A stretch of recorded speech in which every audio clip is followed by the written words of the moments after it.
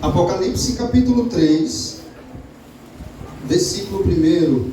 Iremos falar hoje, continuar nossa série, o livro de Apocalipse. Iremos falar sobre a igreja de Sardes. Eu tenho um tema para a igreja de Sardes. O tema é Sardes, uma igreja morta espiritualmente. Grave esse tema aí, porque tem tudo a ver com a mensagem. Sardes, uma igreja morta espiritualmente. Daí em diante você vai entender a mensagem toda. Vamos lá, então vamos ler, vamos à nossa mensagem. Ao anjo da igreja em Sardes, escreve estas coisas, diz aquele que tem os 7 Espíritos de Deus e as 7 estrelas. Conheça as tuas obras, que tem nomes de que vives, e estás morto. É forte isso, não é? Ser vigilante e consolida o resto que estava para morrer, porque não tenho achado íntegra as tuas obras na presença do meu Deus. Lembra-te, pois, do que tens recebido e ouvido, guarda-o e arrepende-te, porquanto, se não vigiares, virei como ladrão, e não conhecerás de modo algum em que hora virei contra ti. Tens, contudo, em Sardes umas poucas pessoas que não contaminaram as suas vestiduras, e andarão de branco junto comigo, pois são dignas. O vencedor será assim, vestido de vestiduras brancas, e de modo nenhum apagarei o seu nome do livro da vida. Pelo contrário, confessarei o seu nome diante do meu Pai e diante dos seus anjos. Quem tem ouvidos, ouça o que o Espírito diz às igrejas. Senhor, mais uma vez estamos diante de Ti. Entramos num terreno tão santíssimo, glorioso. Faz-nos entender a Tua palavra e reconhecer a Sua voz. Ilumina os nossos corações, as nossas mentes. Ilumina, traz luz para o texto, para que todos os corações compreendam, entenda, creia e seja salvo.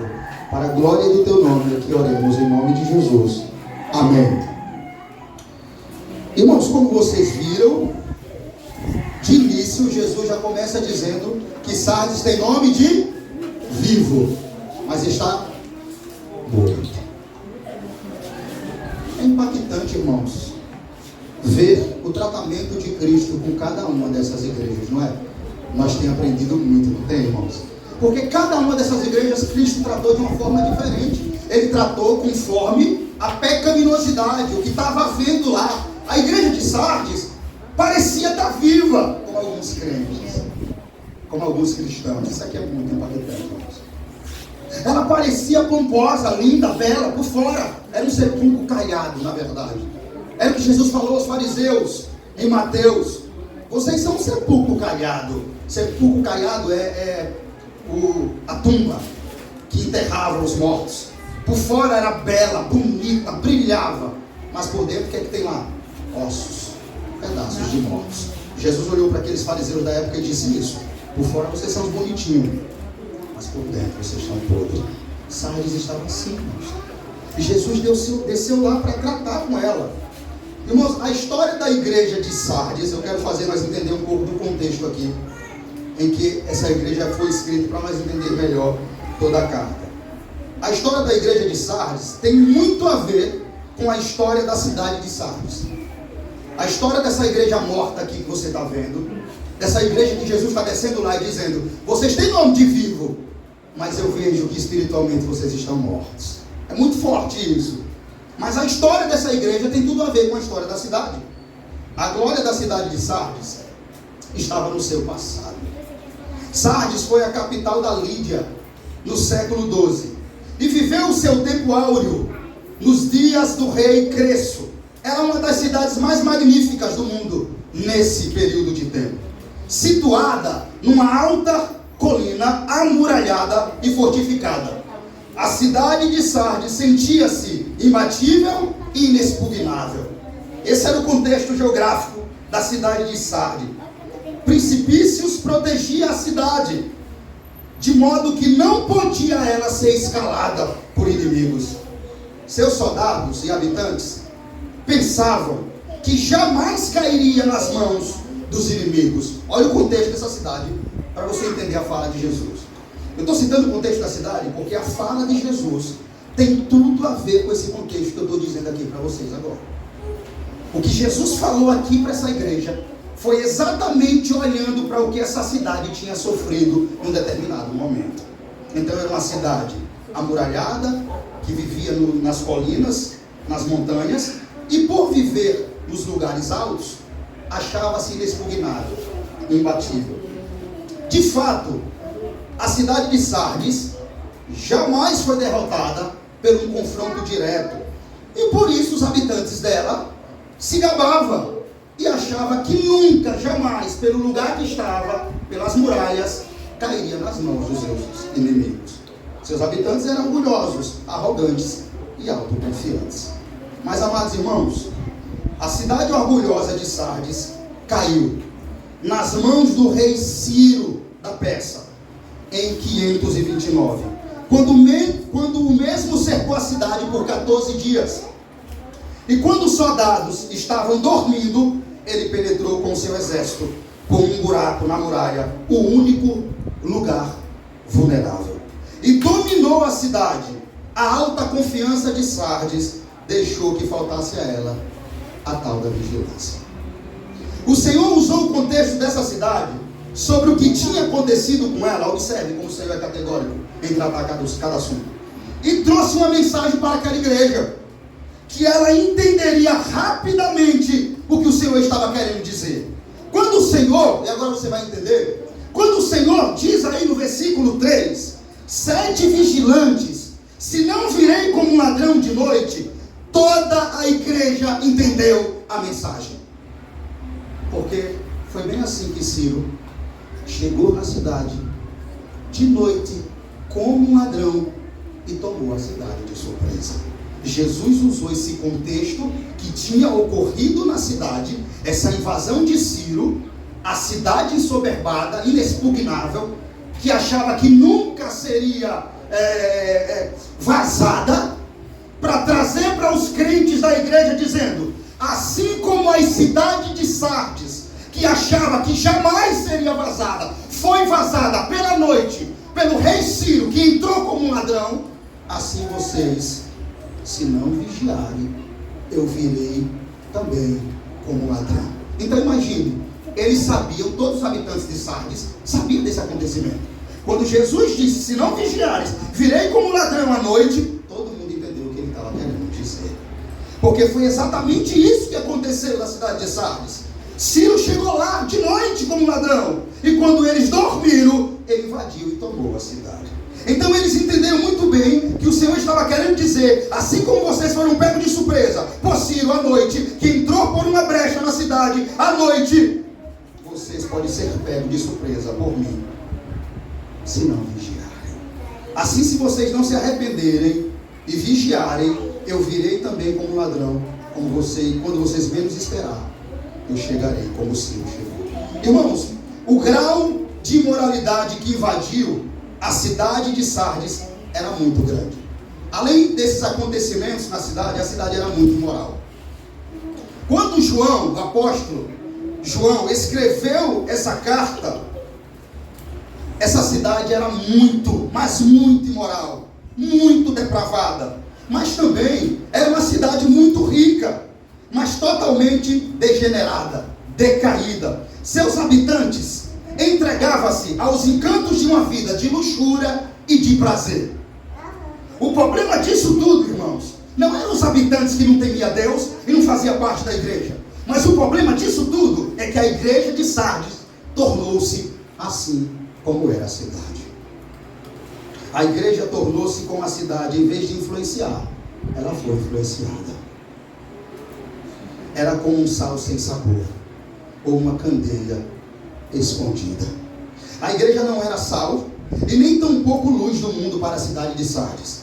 A igreja de Sardes foi morrendo aos poucos, até esvaziar-se do Espírito Santo de Deus. Agora já não passava de um cadáver, mas aos olhos humanos parecia bem viva.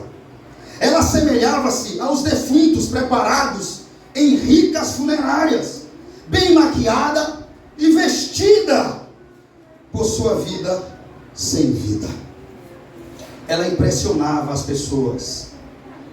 Ela, porém, com seu cheiro de morte, aos olhos do Senhor, já começava a cheirar mal. Contudo, irmãos, Sardes, como eu disse, era uma igreja poderosa e materialmente, por sua riqueza, ela possuía um grande nome. Uma igreja dona de um grande nome, no sentido financeiro, uma igreja que tinha um nome e fama na cidade de Sardes, mas não tinha vida lá. Vá analisando esses contextos. Tinha performance, mas não tinha integridade.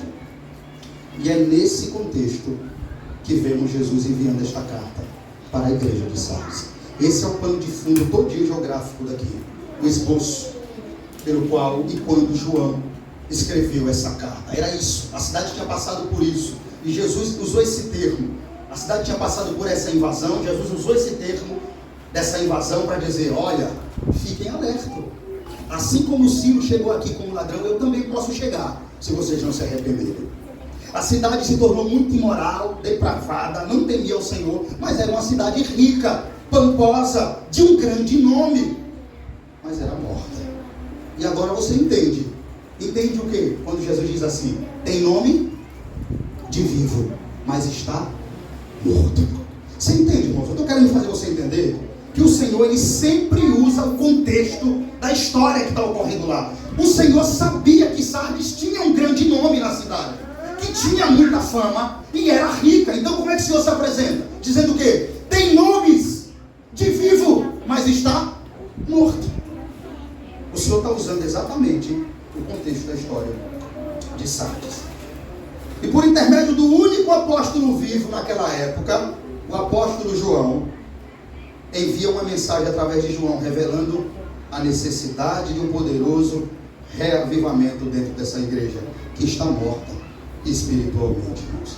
Essa igreja precisava ter consciência que havia lá crentes mortos e outros dormindo, precisavam ser despertados do sono. Meus irmãos, observe comigo isso, que nos dias que João escreveu esse livro, ele estava na ilha de Patmos, abandonado, isolado, e Deus visitou ele lá naquele lugar e o chamou por causa da necessidade de arrependimento dessa igreja. João era o único apóstolo vivo, preso, desprezado em uma ilha com criminosos, mas o Senhor desceu lá e disse: João, sobe aqui, vamos tratar comigo. Tem uma igreja minha, que é pomposa, que é rica, que tem fama, que tem nome, mas espiritualmente ela está morta.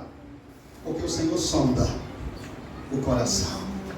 Ela parece estar bem diante dos olhos das pessoas lá, mas não está. Eu conheço ela, eu conheço o povo que habita nela. Irmãos, como essa carta é atual, enviada à igreja de Sardes. Como as igrejas hoje são parecidas com Sardes, não é? Irmãos, o estado da igreja hoje não é muito diferente da igreja de Sardes. Por isso, ao sermos confrontados por aquele que anda no meio do 7 candeeiro hoje, precisamos tomar conhecimento da nossa necessidade de reavivamento espiritual em nossas vidas. Devemos olhar hoje para essa carta como um espelho em que talvez nós nos veremos a nós mesmos essa noite. Dito isso, como guia de introdução dessa mensagem, vamos entrar na mensagem. Apocalipse 3, vamos lá, vamos ler comigo. Ao anjo da igreja em Sardes, escreve estas coisas. Diz aquele que tem o 7 Espírito de Deus e as 7 estrelas. Só até aí, irmãos. Eu precisava trazer esse contexto, esse pano de fundo, para que você fique familiarizado com essa mensagem e entenda tudo o que vai ocorrer daqui em diante. Veja, irmão, como nós já bem sabemos, o anjo aqui não é um anjo celestial, tá? Por quê? Porque essa igreja existiu na época de João, literalmente, que na Ásia Menor, que hoje é a atual Turquia, João enviou uma carta para uma igreja física, que estava lá, vivendo, e tinha um pastor lá, um líder. Então o anjo aqui é o mensageiro da igreja, tá? O pastor. Essa carta, primeiramente, como vocês estão vendo aí, está sendo direcionada primeiramente a esse mensageiro, mas como também, de uma forma geral, a toda a igreja. diz aquele que tem os 7 Espíritos de Deus. Irmãos, por que Jesus se apresenta como aquele que tem os 7 Espíritos de Deus? Eu contextualizei exatamente para que fique fácil para você entender. Por que o Senhor diz aquele que tem os 7 Espíritos de Deus? Você viu que em cada igreja tem uma apresentação, isso é interessante. Em um ele tem os pés como bronze polido, né? Que ele está lá para esmagar. Em outras, ele se apresenta como aquele que tem os 7 Espíritos de Deus, porque é conforme a necessidade da igreja. Diante da introdução que foi apresentada aqui, não é difícil entender, porque o Senhor está se apresentando para Sardes como aquele que tem os 7 Espíritos de Deus. Afinal de contas, Sardes está o quê? Morta espiritualmente. E quem está morto espiritualmente precisa de quê? De vida. Você entende, irmãos, isso? Olhe bem. Sardes está morta espiritualmente. Como é que Jesus se apresenta a ela? Diz aquele que tem os 7 Espíritos de Deus. Quem é que dá vida ao homem? Quem é que sopra o fôlego de vida no homem? O Espírito de Deus, entenda. O Senhor está dizendo, diz aquele que veio para trazer vida para Sardes. Como eu disse, Sardes está morta espiritualmente e precisa de vida. E somente o Consolador pode vivificar uma igreja morta. Só o Espírito de Deus pode trazer vida a ossos secos. E é por isso que, diante do contexto de morte, cheiro de enxofre, que está lá em Sardes, o Senhor desce e diz aquele que tem os 7 Espíritos de Deus. Então, irmãos, não é por acaso, nunca é por acaso, eu quero que você entenda isso. Nenhum detalhe ou expressão que está escrito aqui não é por acaso. Cada um detalhe da fala de Jesus a João quer dizer algo para aquela igreja. E não é diferente quando ele diz aquele que tem os 7 Espíritos. Por que 7 Espíritos? Para essa igreja ele tem que dizer isso, porque essa igreja está precisando de vida do Espírito de Deus. Então não é por acaso que o Senhor se apresenta aqui como aquele que tem os 7 Espíritos de Deus. Essa igreja está precisando de vida, e o Senhor está dizendo, Sardes, você precisa de um sopro do Espírito Santo. Eu desci até aqui para despertá-los à vida novamente. Os 7 Espíritos descreve, irmãos, também a plenitude do Espírito Santo, a quem Jesus está enviando da parte de Deus, como nós vemos em João isso, que ele foi, mas ele enviou o Consolador. Jesus disse que ele tem os 7 Espíritos, isto é, ele recebeu a plenitude do Espírito Santo, e ele exerce autoridade sobre ele. Ele comissiona o Espírito Santo para fazer com que os crentes incrédulos o conheçam, para avivar as chamas da renovação nas igrejas que estão em declínio, assim como Sardes aqui está morta. O Espírito, pois, é o agente que sopra nova vida na igreja moribunda de Sardes e estimula os membros indolentes e mortos de Sardes a ação diante do Espírito de Deus. Irmão, Sardes precisava entender urgentemente que sem Espírito, ou melhor, que sem o Espírito Santo, a vida é impossível. Essa igreja precisava entender que sem o Espírito Santo, a vida é impossível. Foi ele quem transmitiu o movimento e beleza a uma terra sem forma e vazia. A igreja de Sardes substituiu a genuína experiência espiritual por algo simulado. Vou repetir. A igreja de Sardes substituiu o movimento, a genuína experiência espiritual por algo simulado. Sardes vivia uma simulação. Era falso o que estava acontecendo lá. Sardes precisava de um sopro, de um avivamento, de um despertamento espiritual vindo da parte do Senhor. E é por isso que ele está se apresentando a essa igreja como aquele que tem os 7 Espíritos de Deus. Por isso ele desceu lá para dizer a Sardes: Sardes, você precisa de vida. Você não pode continuar vivendo assim, Sardes, de aparência, de simulação. Mas será que é só para Sardes mesmo que essa mensagem está sendo direcionada?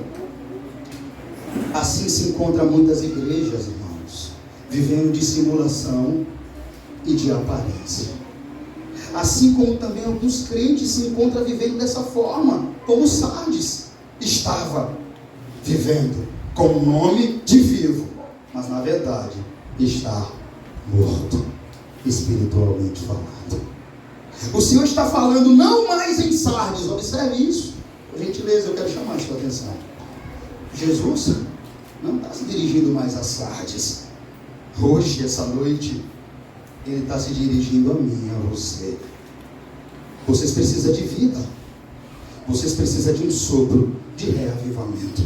Vocês não podem se conformar a viver uma vida de aparência e simulação. Quantas pessoas, irmãos? Quantas? Você conhece algumas? Quantas? Quantas pessoas vivem assim, irmãos? Dentro da igreja.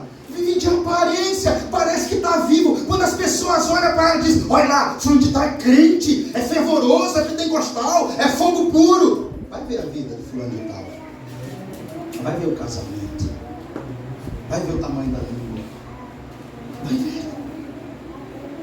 Para ver se realmente fulano de tal está vivo.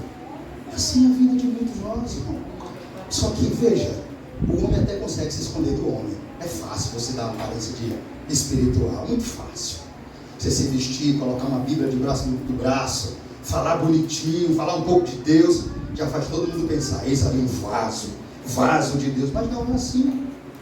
A verdadeira análise, o verdadeiro exame que vale, o diagnóstico verdadeiro não é o que o homem lhe dá, é o que Deus diz acerca de você. Por mais que o mundo, arrodeado de Sardes, dissesse: que igreja de bom nome, bonita, famosa. Jesus olhou para ela e disse: tem nome, mas está morta.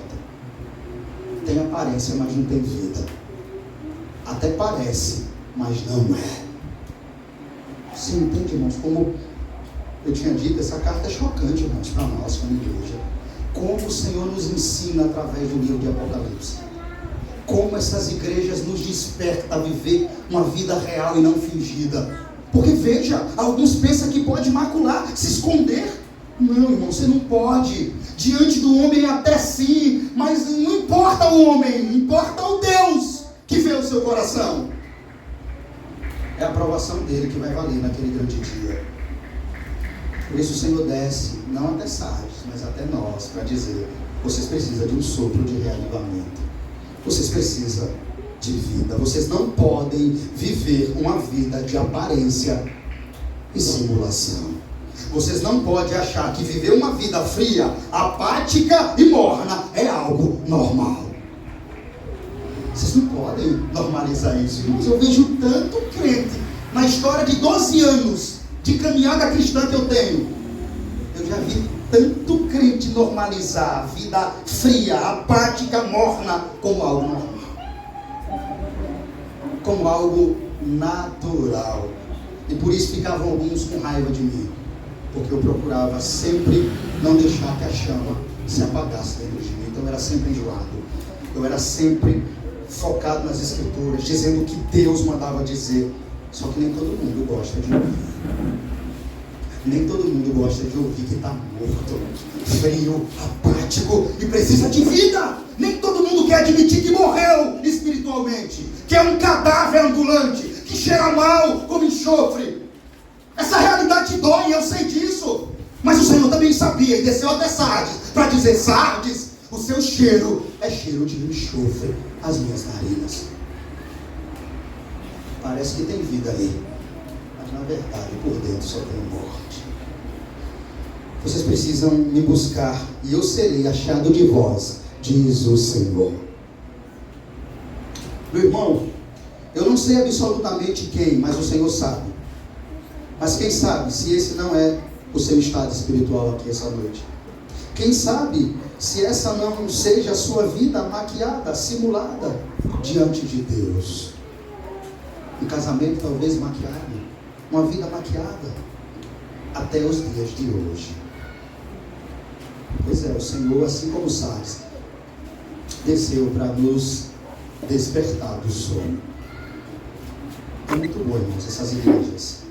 Ainda tem mais duas. Por quê? é muito real com o nosso contexto. É muito familiarizado conosco, a circunstância. Parece que está falando das igrejas de hoje, não de Sardes.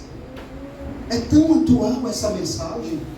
Quantos de nós estamos assim, achando que pode empurrar com a barriga, hein?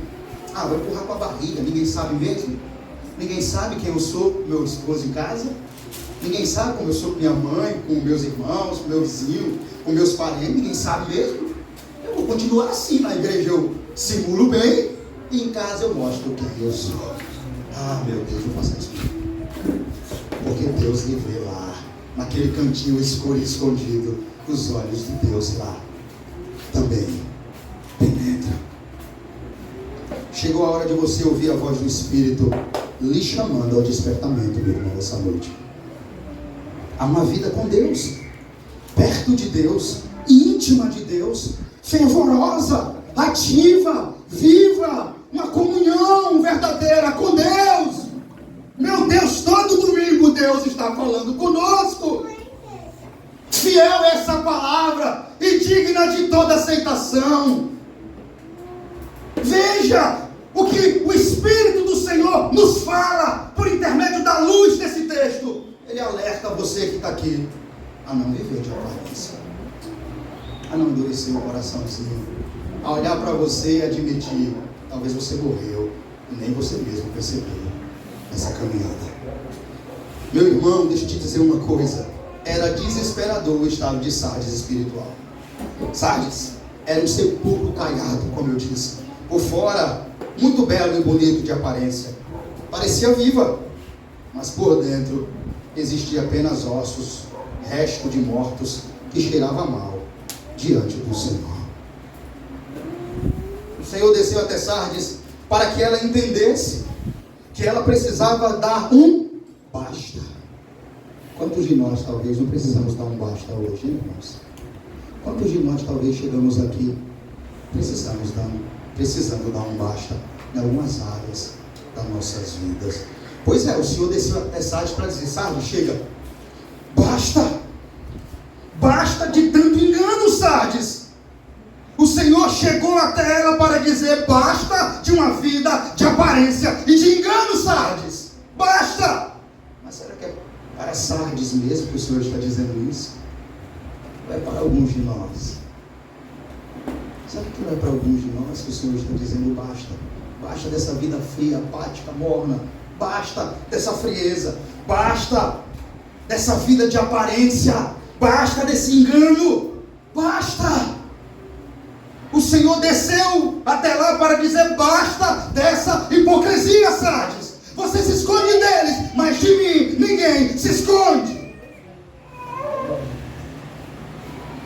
É conosco, irmãos, não é mais com Sardes. Esquece Sardes. É com você, meu amado. Deus, o Espírito de Deus, está nos dizendo: basta de normalizar uma vida apática, fria, sem fervor, sem adoração, sem intimidade comigo. O que tem de crente normalizando isso nesse século? A verdade é que as redes sociais afastou muito crente de Deus, tirou muita gente da comunhão e afastou eles para as coisas desse mundo. É só eu fazer uma pergunta aqui, talvez seu coração fique com vergonha. Você gasta mais tempo com o quê? Com WhatsApp, Facebook, Instagram, ou em oração e leitura da palavra com Deus? Não precisa me responder não. Só pense aí em você mesmo. E aí você vai entender que talvez é para você mesmo que o Senhor está dizendo: basta, chega. O Senhor desceu lá para dizer a Sardes que as coisas não podiam continuar mais como estavam. O Senhor está descendo aqui para dizer para você: as coisas não podem continuar mais como está. Algo deve acontecer na sua vida. Bom, se você quiser vida no final disso tudo, quando tudo for consumado. Eu sei, irmãos, que às vezes eu fico analisando em casa: meu Deus, tanta mensagem, tanta pregação. Para onde vai essas pregações? Será que as pessoas sentam lá só para obter informações, Senhor? No mínimo não entendem que o Senhor está falando. Porque se você tiver convicção plena que Deus vos fala, você vai levar um pouco mais a sério aquilo que é dito a cada culto aqui, nesse púlpito. Você não vai sair cantando ou falando de qualquer outra coisa, senão da palavra de Deus. Você vai sair analisando. Você não vai esquecer logo o que foi dito. Irmãos, os crentes de hoje, e é função do pastor, eu sempre estou fazendo isso, perderam o foco espiritual do culto. Perderam a perspectiva, a atmosfera espiritual. Na verdade, no mínimo, eles pensam que está acontecendo uma palestra. E que nada fora do normal, apenas um homem explicando e lendo a mensagem, mais um culto após outro culto. Se você pensar assim, irmãos, infelizmente jamais haverá vida em tais corações. Não pode haver. O culto é algo santo, irmãos. O culto é algo santo.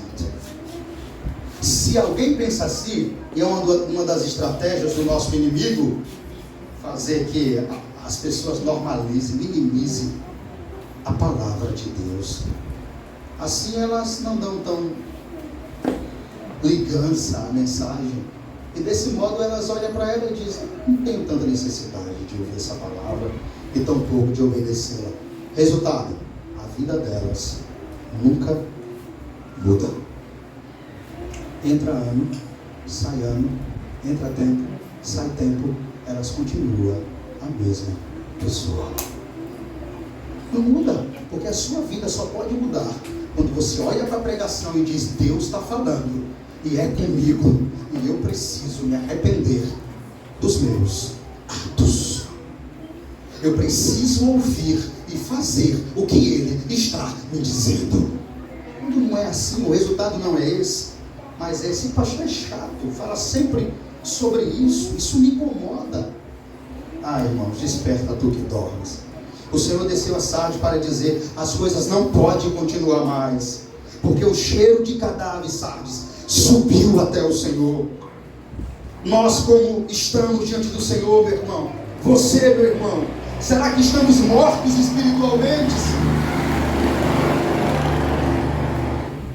Assim como Sardes, nem nós mesmos talvez percebemos isso. O Senhor desceu até nós para dar um basta nisso. Não mais em Sardes, mas aqui, na vida de cada um de nós essa noite. Assim como em Sardes, o Senhor está no nosso meio para nos dizer: chega de só ter nome de crente, chega de só ter nome de cristão, chega de só ter nome de um homem espiritual, chega de só ter nome de vivo, quando na verdade está morto, cheirando mal espiritualmente. Chega de viver como os crentes da igreja de Sardes, irmãos, de aparência, que tinha nome de vivos, mas estavam mortos espiritualmente. Continue a leitura comigo. Vamos lá.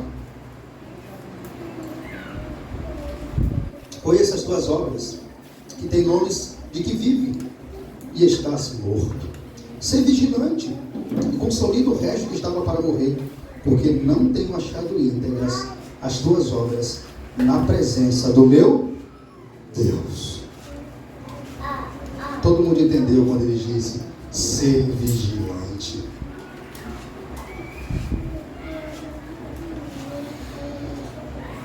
Aquele que tem as 7 estrelas na mão, irmão, que tem voz como voz de muitas águas, está lembrando a igreja. Quem é as estrelas, irmãos? Vocês se lembram quem é as estrelas aqui? Foi dito nas primeiras pregações. Sei que tem algumas, talvez vocês esqueceram, não é? As estrelas são os anjos das 7 igrejas. E os 7 candeeiros são as 7 igrejas. O Senhor é o líder absoluto da igreja. O Senhor é o cabeça da sua igreja. Ele é quem governa a sua igreja. Por isso ele diz aqui: aquele que tem as 7 estrelas. Os pastores é apenas um instrumento nas suas mãos. Mas eu é quem sustento vocês, diz o Senhor. Quem guardo, quem abençoo, quem fortaleço vocês, quem dá vida a vocês, diz o Senhor. Através dessas 7 estrelas, dos meus mensageiros, designados a proclamar a palavra de Deus, que gera nova vida no interior da igreja. Irmãos, o Senhor dá autoridade a esses portadores da voz de Deus, a esses mensageiros que são as estrelas, os 7 anjos. Em outras palavras, eu seguro as 7 estrelas e eu tenho domínio sobre elas, eu falo através delas, e a mensagem não é deles que vos escutais, mas é minha por intermédio deles. Então essas estrelas aqui são os pastores que são usados domingo a domingo por Deus para transmitir a palavra do Senhor. A mensagem que o Senhor transmite através desses pastores, e que a mensagem que o Senhor está transmitindo essa noite é: tem nome de vivo, mas estão mortos. Tem nomes que vivem e estão mortos. Vocês são apenas cadáveres falantes e ouvintes. É isso que o Senhor está dizendo. Sardes, vocês são os verdadeiros mortos vivos. Alguém já assistiu esse filme, já? Os mortos vivos? Pois assim estava Sardes. Vocês estão cheirando mal, Sardes. O cheiro que se encontra entre vocês é cheiro de enxofre. A igreja de Sardes, ela tinha um grande nome, uma grande fama, como eu disse, mas não tinha vida. Estava morta, com cheiro de morte, cheirando mal ao Senhor. Até o Senhor desce lá para transformar o cheiro de morte de Sardes em cheiro de vida, para que haja em Sardes o que houve no vale dos ossos secos, em Ezequiel 37. Ossos secos, visto pelo profeta Ezequiel, ganharam vida. Irmãos, assim como Sardes, talvez estamos nós aqui, só com o nome, só com aparência, mas sem vida espiritual com Deus, sem amor, sem fervor a Ele, sem devoção sincera e genuína a Ele. Mas se buscarmos a Deus essa noite, o Senhor soprará sobre nós vida, como soprou no vale dos ossos secos. Irmãos, assim como Sardes, nós precisamos buscar a Deus. Irmãos, nós precisamos amar a Deus de todo o nosso coração, com toda a nossa alma, de toda a nossa força. Parece que nos dias de hoje, falar sobre isso é algo fora da moda. Parece que não faz mais sentido palavras como essa, como se fosse que esse mandamento caducou. Ele é real. Esse é o maior de todos os mandamentos. E Sardes perdeu o amor pelo Senhor. Sardes não amava o Senhor de todo o coração, com toda a alma e de toda a força. Sardes era fria, morna, apática, sem brilho, sem fervor e sem devoção. Por isso veio a óbito. Deixa eu repetir isso. A igreja de Sardes era fria, morna, apática, sem brilho, sem fervor e sem devoção. Por isso ela veio a óbito, porque normalizou, escute isso, o perigo hoje em dia. Sardes normalizou o seu estado de ruína espiritual e se acostumou com o cheiro de morte. Isso mesmo que você ouviu. Sardes normalizou a sua ruína espiritual e se acostumou com o cheiro de morte. Não foi vigilante ao ponto de lembrar das boas promessas do Senhor e do testemunho glorioso do Senhor Jesus Cristo, para que buscando Ele o achasse e fossem vivificados. Não, eles acostumaram com o cheiro de morte. Eles não buscaram vida no Senhor, eles não buscaram avivamento no Senhor. Irmãos, Sardes, percebendo o câncer, não buscou a cura e foi morrendo aos poucos. Não faça igual a Sardes, meu irmão. Se você está doente espiritualmente, assim como Sardes, morno, apático, frio, sem fervor, sem desejo de ler, de orar, de vir à igreja, de estar em comunhão, sem santidade, normalizando o pecado, minimizando o pecado, tolerando o pecado, sem nenhum desejo ardente no tocante às coisas espirituais de Deus, você está morto, meu irmão. Morto. Reconheça isso. Sardes notou o câncer, doeu, mas ela não procurou a cura. E por isso veio a óbito. Por isso veio a óbito. Se você está assim, irmão, não faça isso. Se o seu cheiro é de morte, você precisa reconhecer isso antes que seja tarde demais. Você precisa lembrar que o seu Senhor é vida e que o Espírito Santo é vida.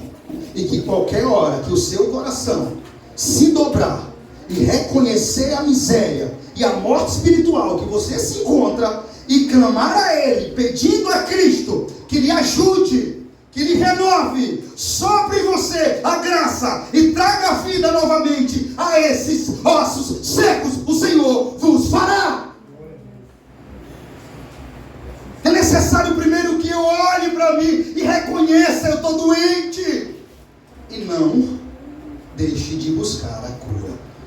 Qual foi o ponto crucial para Sardes vir ao alto? Ela notou o câncer, mas não procurou a cura, não procurou o tratamento.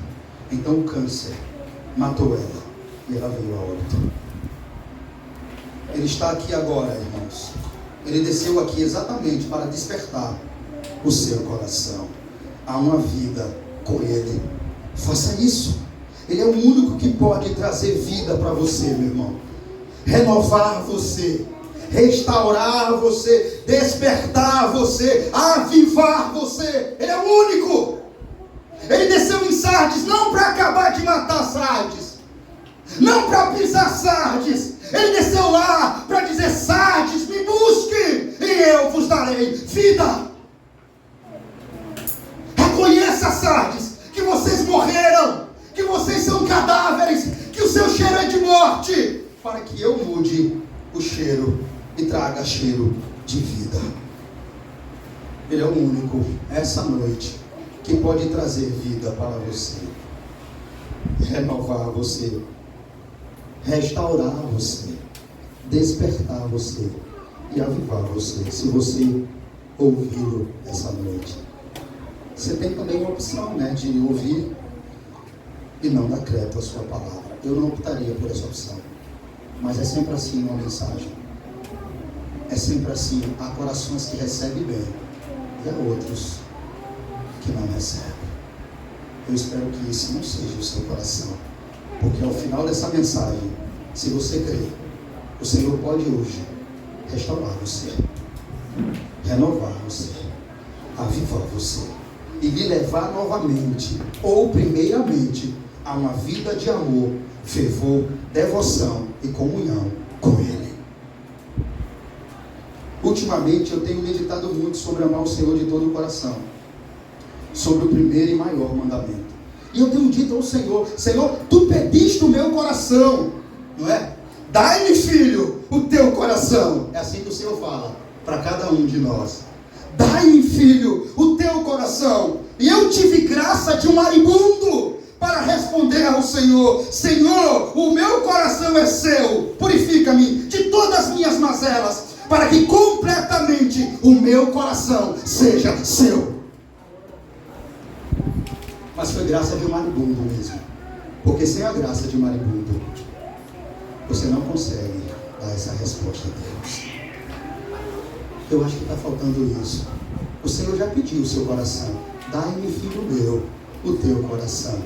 Mas nem todo mundo está respondendo: Senhor, o meu coração é seu, purifica-me de todas as minhas mazelas, para que completamente ele seja seu. Deixe-me ilustrar uma história para a igreja agora. Observe isso.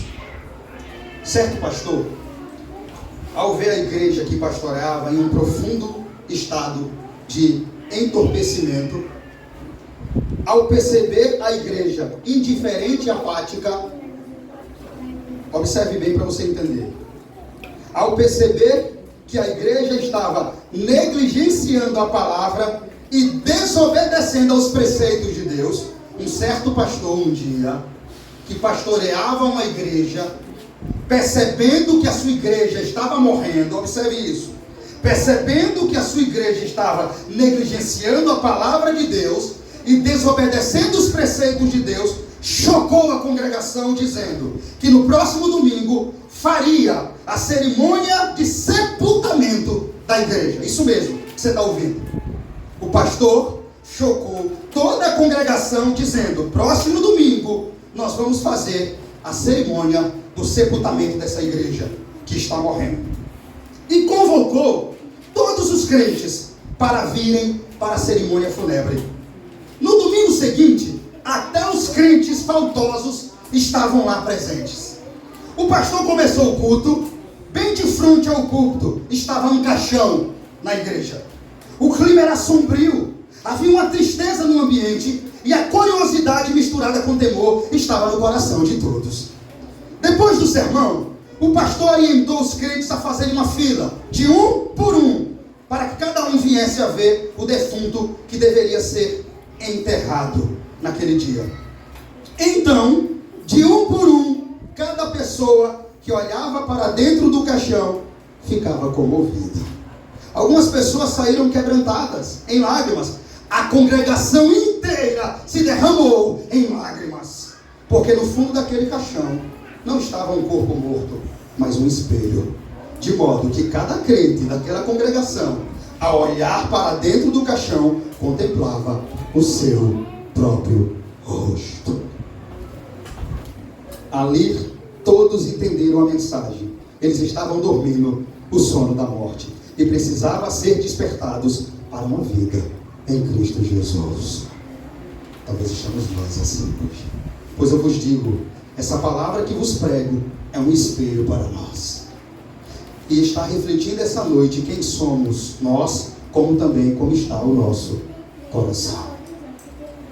A igreja de Sardes vivia de aparências e por isso as palavras de Jesus à igreja foi mais bombástica do que o terremoto que destruiu a cidade no ano 17.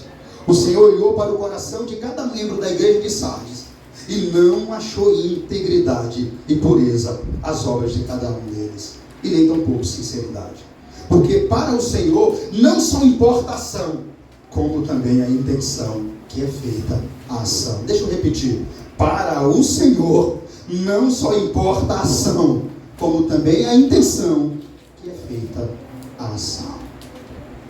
Porque Ele nos conhece e sonda os nossos corações. Meu irmão, você precisa despertar do sono. Desperta tu que dormes.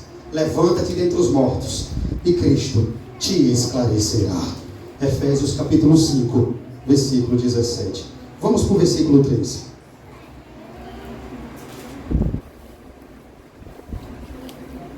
Lembra-te, pois, do que tens recebido e ouvido, guarda-o e arrepende-te, porque se não vigiares, virei como ladrão, e não conhecerás de modo algum em que hora virei contra ti.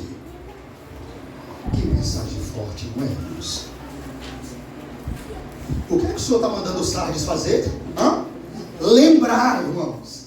Lembre do que todo domingo é pregado. Lembre da minha mensagem. Lembre das minhas alertas. Lembre dos meus chamados e despertamento a vocês. Lembrem, pois, do que tens recebido. O que vocês têm recebido? É ouro?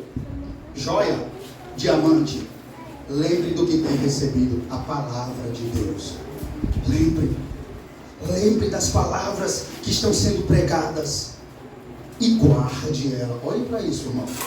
Olhe que aviso solene para aqueles que ouvindo essa palavra aqui essa noite decidir não guardá-la. O Senhor está dizendo, não só lembre das outras mensagens que continuadamente eu vos alerto a vocês, vos chamo ao arrependimento. Lembre da minha palavra. Lembre que vocês ouviram por vezes a minha voz. E guarde a minha palavra no coração. E arrepende-te. Por quê? Tem que se arrepender. Porque essa é a única saída para que haja vida no seu coração, se ele estiver morto. Porquanto, se não vigiares, virei como ladrão. A igreja entendeu, não entendeu não isso aqui? Se vocês não vigiarem, eu vou vir com quem? Como Ciro veio e pegou vocês de surpresa. Se vocês não se arrependerem, e vocês não sabem em que hora eu vou vir. Irmãos, como eu já tinha dito, quando o Senhor usa essa expressão aqui, ele vem como ladrão, ele está lembrando do contexto da cidade, pelo ocorrido que aconteceu lá. No presente contexto, a vinda de Jesus parece iminente e inesperada. Ele está vindo como um ladrão, irmãos. Este é um tema comum no Novo Testamento. Como, por exemplo, vou fazer uma lembrança à memória da igreja. Esse tema é tão comum, está escrito em 2 Tessalonicenses, como também em Mateus, capítulo de número 24, versículo 42. Se o pai de família soubesse a hora da noite que viria o ladrão, ele vigiaria e não deixaria que fosse arrombada a sua casa. Vigiai, pois, porque ninguém sabeis o dia e nem a hora em que o Filho do Homem há de vir. Estás, pois, apercebido também, porque o Filho de Deus vai vir uma hora em que não penseis. Esse tema é bem real no Novo Testamento. Esse tema está se referindo também quando ele diz: arrependa-se, porque eu posso vir de surpresa. Irmãos, observe isso. Irmãos amados meus, que talvez estão assim como Sardes, vivendo de aparência, observe isso. O Senhor está dizendo: se vocês não se arrependerem, não mudarem de vida, eu posso vir como ladrão para vocês.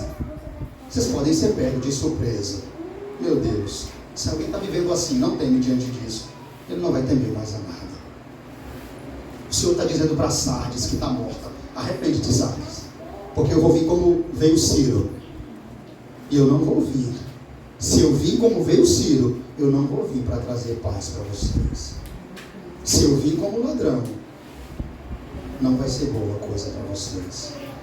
Então, irmãos, isso aqui está se referindo também ao castigo imediato ou à segunda vinda de Cristo. De novo, quando o versículo 3 fala sobre vir como ladrão, está bem contextualizado no Novo Testamento. Mas também está se referindo ao castigo imediato de Deus e a sua segunda vinda. A vinda de Cristo será como um ladrão. Está escrito. Ele vai vir como ladrão, não no sentido moral do ladrão. Ele é puro, ele é santo.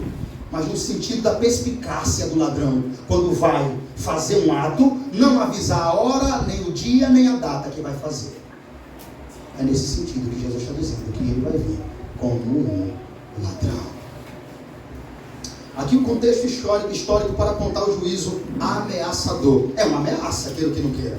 Devemos admitir. O Senhor está dizendo primeiro: ei, Sardes, se arrependa, lembre do que ouviu e recebeu, guarde no coração, não despreze, não deixe que o inimigo roube a semente que caiu aí no seu coração. Porque eu não sei se você sabe, mas a Bíblia conta que certa vez Jesus contando uma parábola das sementes, uma semente caiu à beira do caminho. A Bíblia diz que o inimigo veio e arrebatou a semente do coração. A Bíblia fala sobre a palavra de Deus está pregando e ao mesmo tempo o diabo está ativo para roubar a semente que pode mudar e salvar uma vida e um coração. Como eu disse, aqui o contexto histórico aponta para o juízo ameaçador do Senhor. É uma ameaça. Se vocês não se arrependerem, o que ele vai fazer? Vou vir como um ladrão e vocês não saberão a que hora eu virei. Leve a sério, irmãos, por favor. De modo que o fracasso, escute isso, igreja, de modo que o fracasso em arrepender-se da igreja de Sardes inevitavelmente levaria à reprovação do Senhor. As pessoas de Sardes não tinham que esperar até o prometido regresso do Senhor, mas tinha uma ordem para que eles se arrependessem antes que isso viesse a acontecer. Assim é nós também, irmãos. Você não deve esperar o céu rasgar. Você que está aqui me ouvindo, você não deve esperar esse céu rasgar do Oriente ao Ocidente, a trombeta tocar, para você correr e dizer: eita, agora eu preciso me arrepender. Não faça isso. A ordem é antes. Jesus chamou a igreja de Sardes a se arrepender antes que ele viesse como um ladrão. E ele está chamando aqueles que estão mortos aqui nessa noite a fazer o mesmo, a se arrepender antes, a mudar de vida antes que seja tarde demais. Porque a inesperada aparição do Senhor será como de um ladrão, cuja vinda pode ocorrer a qualquer momento. de modo que aqueles crentes mortos poderiam ser pegos de surpresa, irmãos, pelo Senhor Jesus. Vamos continuar a leitura, versículo 4. Tens, contudo, em Sardes, umas poucas pessoas que não contaminaram as suas vestiduras e andarão de branco junto comigo, pois são dignas. Nossa, pastor, que maravilha, não é? Sempre resta um povinho, não é, irmão? Presta atenção, em todas as igrejas resta o remanescente, né? Prestou atenção que em toda pregação sempre tem um povo vivo lá, sempre tem um povo ativo lá. Irmão, deixa eu te dizer uma coisa.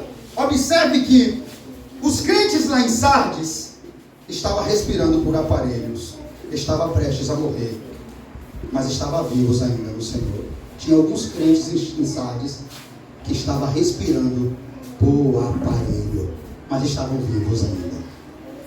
Estavam honrando o Senhor. Por isso, qual é a ordem do Senhor? Dar início à tarefa de fortalecer essas pessoas. As coisas que ainda funcionavam na igreja de Sardes, embora alguns membros, escute isso, ainda estivessem ativos, as obras que têm empreendido estavam sendo incompletas. Estava correndo um grande risco de se tornar totalmente inativas. Por isso o Senhor manda fortalecer esses poucos crentes da igreja de Sardes. A esperança para a letárgica igreja de Sardes, uns poucos membros ainda são fiéis ao Senhor lá. Entre as cinzas do fogo, irmãos, se encontra uns poucos tições fumegantes ainda na igreja de Sardes. Essa é a declaração do Senhor. Tens, contudo, em Sardes umas poucas pessoas que não contaminaram as suas vestes. Tinha uns poucos, uns tição ainda lá, que ainda tinha umas brasas acesas lá. É aquele fogo que você vê que vai se apagando, mas ainda ficam umas brasazinhas acesas, ponto ainda para se apagar, mas estava viva ainda. Tinha lá em Sardes uns tiçãos fumegantes ainda. O Senhor conhece esses seguidores fiéis, irmãos, individualmente e nominalmente, que nutrem amor por Ele. O pequeno número de servos fiéis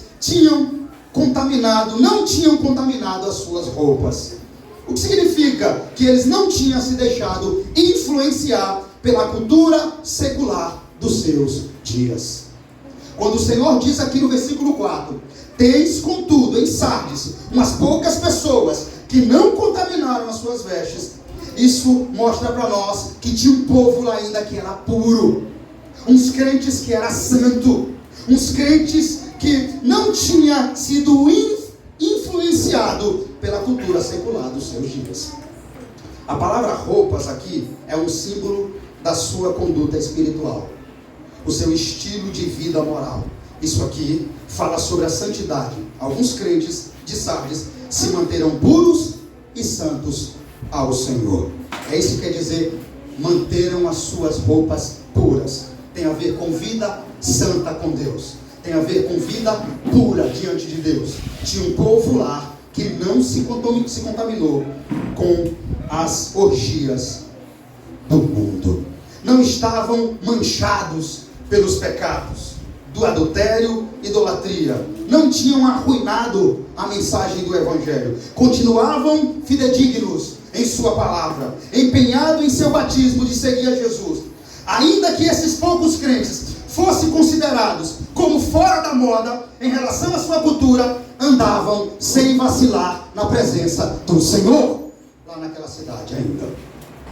Tinha alguns crentes lá em Sardes que, assim como Enoque, andavam com Deus, como diz Gênesis capítulo 5, versículo 2. É difícil acreditar que numa igreja como essa ainda existia crentes vivos, não é, irmãos? Mas olhe como o Senhor conhece a sua igreja. Chama a sua atenção para a análise do diagnóstico de Jesus. Ele trouxe um diagnóstico, primeiramente, que a igreja estava morta e precisava de vida. Mas quando ele encontrou os vivos lá, ele destacou. Ele disse, tem uns poucos aí que manteve, não se contaminaram, não se sujaram. Por mais que a maioria da igreja esteja morta, tem uns vivos aí. E o que é que o Senhor diz para eles? Esses andarão comigo de branco, pois são dignos. Sempre há os remanescentes, irmãos. Sempre há. esses tais crentes andavam com Deus. Vamos para o 5 agora. O vencedor será assim, vestido de vestiduras brancas, e de modo nenhum apagarei o seu nome do livro da vida. Pelo contrário, confessarei o seu nome diante do meu Pai e diante dos seus anjos. Quem é o vencedor, irmãos? Já caminhando para o final da mensagem. Quem é esse tal vencedor? Irmãos, o vencedor é aquele que perseverar até o fim nas veredas da justiça, da retidão e da pureza. O vencedor é aquele que se arrepende, que lembra das palavras que ouviu. Não foi esse o chamado do Senhor? Você pode ler o versículo de número 3 comigo, a igreja? O que é que está escrito aí? Lembra-te, pois, do que tens recebido e faz o quê? Esse é o vencedor, irmãos. Dentro do contexto dessa mensagem, tiro a conclusão do sermão. Quem é o vencedor? O vencedor é aquele que perseverar até o fim. Escute isso. Aquele que perseverar até o fim nas veredas da justiça, da retidão e da pureza. Quem mais é o vencedor? O vencedor é aquele que, ouvindo um sermão como esse, ouvindo a mensagem, ouvindo a palavra, se arrepende e lembra das palavras que ouviu. Por quê? Porque ele ouviu Jesus no sermão. Ele ouviu Cristo quando chamou ele a ouvir. Esse é o vencedor. Lembra do que recebeu e busca aquecer o seu coração novamente no Senhor Jesus. Esse é o vencedor. Esse.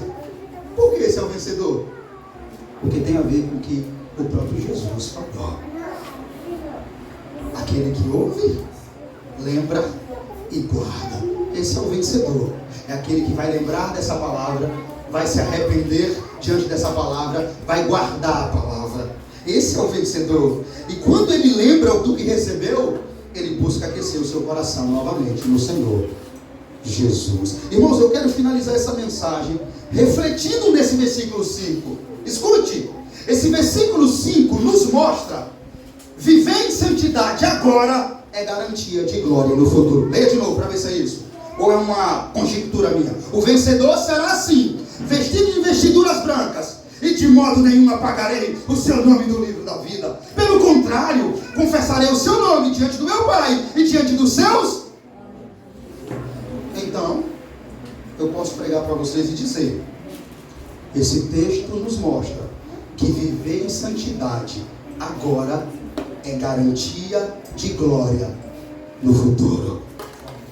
A maioria dos crentes de Sardes, escute isso, tinham contaminado as suas vestiduras. Isto é, tornaram-se impuros pelo pecado. O vencedor, o que o vencedor vai receber aí? Vai receber vestes brancas. E que símbolo é esse, irmãos? Está escrito aí: o vencedor será vestido de vestiduras brancas. Irmãos, esse símbolo aqui de vestiduras brancas representa um símbolo de festa, de pureza, felicidade e vitória eterna. É isso que a Bíblia quer dizer quando ela diz: o vencedor será vestido de vestidura branca. Isso tem a ver com festa, pureza, felicidade e vitória eterna. O vencedor gozará de tudo isso, do reino eterno. Amém? Porque está escrito: sem santificação ninguém verá a Deus. Está vendo, irmãos? Sem santidade, está escrito: sem santidade ninguém verá a Deus. Hebreus 14, Hebreus capítulo 12, versículo 14. Irmãos, gravem isso. Se nós não tivermos vida com Deus aqui na terra, gravem por favor, não haverá vida com Deus para nós no reino dos céus. Eu vou repetir isso aqui novamente. Irmãos, se eu e você que está aqui me ouvindo, que vai me ouvir depois, não tivermos vida santa, íntima com Deus aqui e agora na terra, não haverá vida com Deus para nós no reino dos céus. Sem santidade na terra, não há glória no céu. Quem não se envergonha de Cristo agora, terá o seu nome proclamado no reino dos céus por Cristo. Aqueles que, ouvindo a voz do Senhor, não se arrepende e não muda as suas vidas. Escute isso, estou acabando. Esses, na verdade, nunca tiveram seus nomes escritos no livro da vida. Vou repetir. Aqueles que, ouvindo a mensagem do Senhor, não se arrepende e não mudam as suas vidas, esses, na verdade, nunca tiveram seus nomes escritos no livro da vida. Afinal de contas, os nomes dos mortos não constam no registro dos vivos. No céu, não entrará mortos no céu, entrará vivos e vivos eternamente. O salvo jamais será tirado do rol dos céus, nem tampouco do livro da vida. O seu nome jamais será apagado. Então, por fim, nos importa que o nosso nome esteja no livro da vida, a fim de que seja proclamado por Cristo no céu, diante do Pai e diante dos anjos. Vamos ler o versículo da vitória. O vencedor será assim, vestido de vestiduras brancas, de modo nenhum apagarei o seu nome do livro da vida. Pelo contrário, confessarei o seu nome diante do meu Pai e diante dos... O salvo terá o seu nome confessado diante do Pai e diante dos anjos. E eu acabo dizendo o que a Bíblia está dizendo. Versículo 6. Quem tem ouvidos, ouça o que o Espírito diz às igrejas. Só lhe deu glória. Louvado seja o nome eternamente do Senhor Jesus. Vamos louvar o Senhor e responde a esse sermão. Quem tem ouvidos, ouça o que o Espírito